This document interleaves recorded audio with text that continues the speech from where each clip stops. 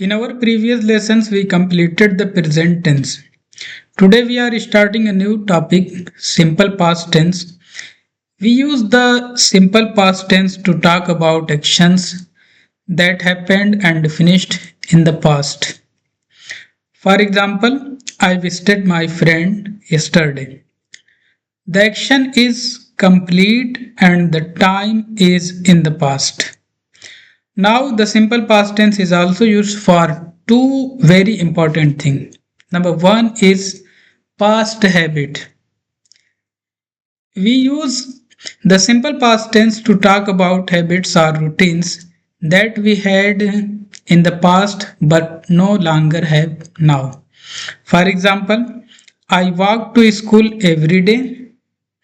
She always helped her mother, etc. These sentences show something that used to happen regularly in the past. Number two, past ability. We also use the simple past tense to talk about ability that someone had in the past. Example, when I was younger, I could run very fast. She could sing beautifully when she was a child.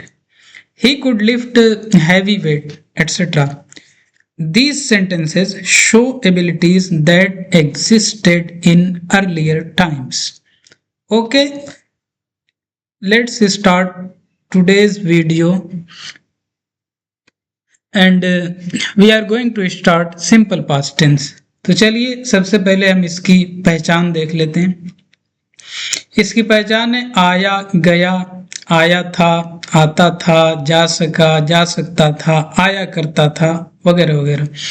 ये बहुत ही important tense है. और अगर हम बात करें books की जो हम लोग पढ़ते हैं तो आई थिंक आधे चैप्टर के अंदर ये अकेला पाया जाता है. तो इस एतबार से भी ये बहुत ही इंपॉर्टेंट है, तो इसको ध्यान से पढ़िएगा.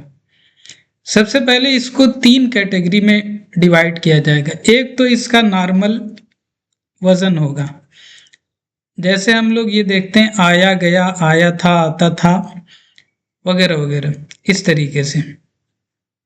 तो आया, गया, आया था, आता था, ये इतना जो है ये इसका नॉर्मल वजन है, राइट. उसके बाद ये दो जो है जा सका या जा सकता था, ये सलाहियत को शो करेगा.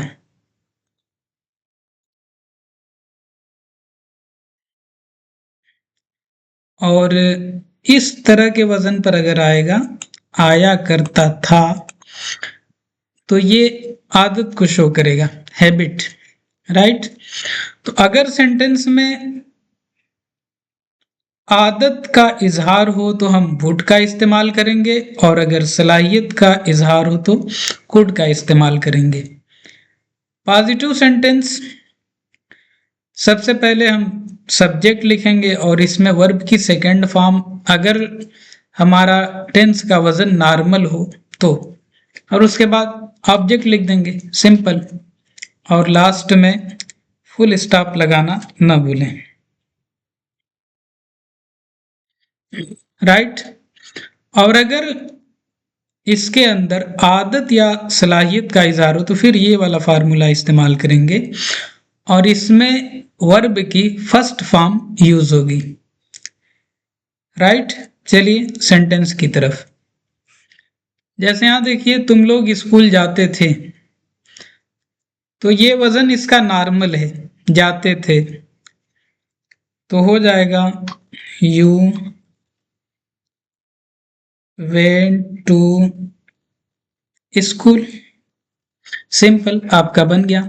सबसे पहले सब्जेक्ट हो गया यू, उसके बाद वर्ब की सेकंड फॉर्म लाई गई वेंट, जाना, गो, सेकंड फॉर्म वेंट, कहीं जाने के लिए टू लगाते हैं, टू लग गया, और उसके बाद स्कूल, कहाँ जाते थे, स्कूल, ये आपका बन गया. उसके बाद है वह अपना सबक याद कर सकता था. यहाँ पे देखिए सकता था, एबिलिटी शो कर रहा है, सलाहियत. तो यहाँ पर हम इस्तेमाल करने वाले हैं कुड का, और जब भी कोई हेल्पिंग वर्ब इस्तेमाल होगा तो वर्ब की फर्स्ट फॉर्म यूज की जाएगी, राइट। अब यहाँ चलिए इसको बनाते हैं। वो अपना सबक याद कर सकता था, ही कुड लर्न, और ही के साथ अपने की अंग्रेजी हिज लेसन। ये हो गया आपका। अब ये देखिए, हम लोग बाग में जाया करते थे।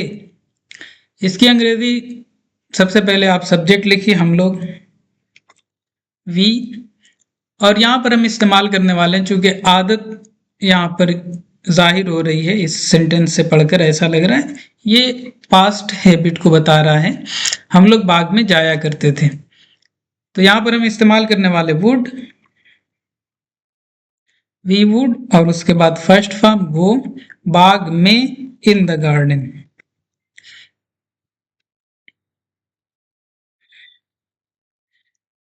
सिंपल, इस तरह से बन जाएगा।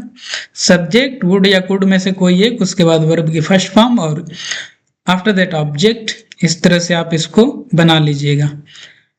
तो उम्मीद करते हैं आपको समझ में आया होगा। और यहाँ पर ये आपके लिए एक्सरसाइज है, ये 2 सेंटेंस आप बनाइए और कमेंट बॉक्स में सेंड कीजिए ताकि आपकी प्रैक्टिस हो जाए। So thanks for watching, don't forget to like, share and subscribe. Have a nice day.